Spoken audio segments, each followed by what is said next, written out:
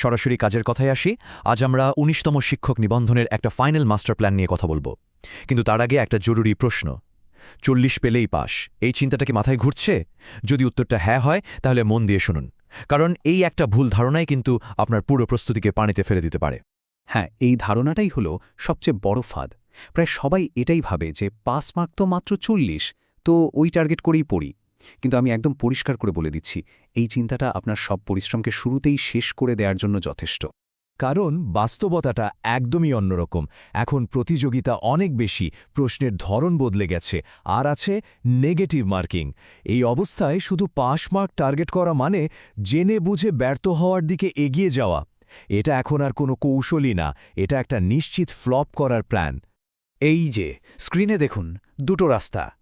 বাঁয়েরটা হলো ওই 40%-এর রিস্কি রাস্তা, নড়বড় একটা সাঁকোর মতো, পার হতে পারবেন কিনা তার কোনো গ্যারেন্টি নাই। আর ডানেরটা হলো 50 থেকে 60-র বেশি নম্বরের সেফ জোন, মানে একটা পাকা রাস্তা। এটা শুধু পাসই করাবে না, পরের ধাপের জন্য কনফিডেন্সও বুস্ট করবে। তো কোন পথে যাবেন? আমাদের আজকের পুরো আলোচনাটাই হবে এই পাকা রাস্তাটা কিভাবে বানানো যায় তা নিয়ে। তো এই সেভ স্কোরে পৌঁছানোর প্রথম কাজটা কি? প্রথম এবং সবচেয়ে জরুরি কাজ হলো প্রত্যেকটা সাবজেক্টের জন্য একটা ফিক্সড টার্গেট সেট করা। এমন টার্গেট যেখান থেকে এক চুলো নড়া যাবে না। চলেন দেখি সেই টার্গেটগুলো কি কি। এই টেবিলটা হলো আপনার প্রস্তুতির ব্লুপ্রিন্ট, একদম গেঁথে নিন মাথায়। বাংলায় 25-এর মধ্যে আমাদের টার্গেট থাকবে 18 থেকে 20। কিভাবে? ব্যাকরণ আর বানান, এই দুটো জায়গায় একদম ফোকাস থাকতে হবে। ইংরেজিতে টার্গেট 15 থেকে 18, গ্রামার আর ট্রান্সলেশন হবে মূল অস্ত্র। সাধারণ গণিতে 15 থেকে 18 পেতেই হবে, আর এর জন্য পাটিগণিত আর বীজগণিতের বেসিকটা ঝকঝকে পরিষ্কার থাকা চাই। আর সাধারণ জ্ঞানে 15-র বেশি নম্বর তুলতে হলে স্ট্যাটিক জিকে আর রিসেন্ট অ্যাফেয়ার্স দেখতেই হবে। সব মিলে টার্গেট স্কোরটা দাঁড়াচ্ছে 63 থেকে 71। এটাই হলো আপনার সেফ জোন। শুধু পড়লেই হবে না, পরীক্ষার হলে টাইম ম্যানেজমেন্ট ঠিকঠাক না করতে পারলে সব শেষ।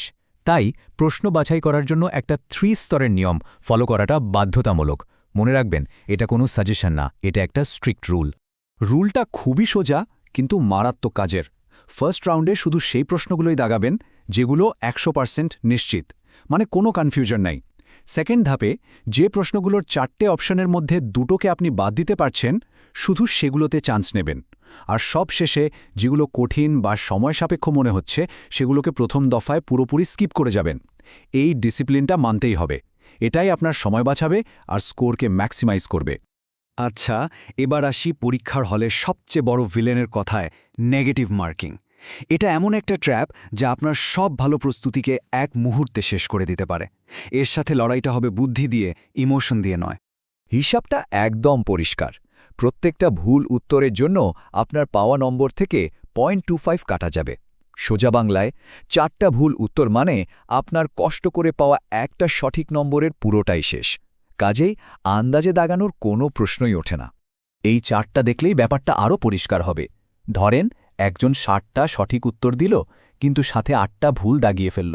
তার স্কোর কিন্তু 60 থাকবে না, সোজা নেমে আসবে 58-তে। কেন? কারণ ওই 8টা ভুলের জন্য 2 নম্বর পেনাল্টি। ভাবা যায়, সামান্য কয়েকটা ভুল একটা দারুণ স্কোরকে কিভাবে ধসিয়ে দেয়, এটা তার জ্বলজ্বন্ত প্রমাণ।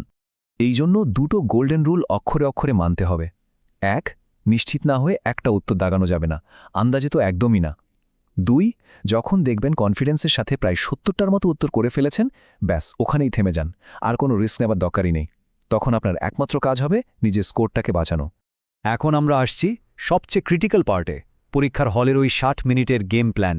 এই প্ল্যানটা মিনিট বাই মিনিট ফলো করতে হবে। এখানে এদিক ওদিক করার কোনো সুযোগ নেই। খুব ভালো করে খেয়াল করুন, ঘড়ির কাঁটা ধরে প্রথম 20 মিনিটে বাংলা আর সাধারণ জ্ঞান শেষ করতেই হবে, কারণ এগুলো মুখস্থের জিনিস, সময় কম লাগে। পরের 25 মিনিট হচ্ছে ইংরেজি আর গণিতের জন্য, এই সময়টা ক্যালকুলেশন আর নিয়মকানুনের জন্য বরাদ্দ। আর একদম শেষ 15 মিনিট থাকবে রিভিশন আর ওই যে 50-50 কনফিউশনের প্রশ্নগুলো ছেড়ে এসেছিলেন সেগুলোর জন্য। এই টাইম ম্যানেজমেন্ট চুল পরিমাণ এদিক ওদিক করা যাবে না। এটাই আপনার সাফল্যের আসল চাবিকাঠি। সবশেষে একটা কথাই বলবো, শুধু ভালো প্রস্তুতি নিলেই হয় না, পরীক্ষার হলে সেই প্রস্তুতিটাকে ঠিকঠাক কাজে লাগানোটা একটা আর্ট। আপনার সাফল্য আসলে নির্ভর করছে এই কৌশলগুলো কতটা পারফেক্টলি আপনি মাঠে নেমে খেলতে পারছেন তার ওপর। সুতরাং মনে রাখবেন, নিবন্ধন পরীক্ষাটা শুধু আপনার জ্ঞানের পরীক্ষা না, এটা হলো চাপের মুখে সঠিক সময়ে সঠিক সিদ্ধান্ত নেওয়ার পরীক্ষা। শুধু পড়াশোনা করলেই হবে না, দরকার একটা নিখুঁত রণকৌশল। আপনার প্রস্তুতিতে এই কৌশলগুলো কাজে লাগান, সাফল্য আসবেই।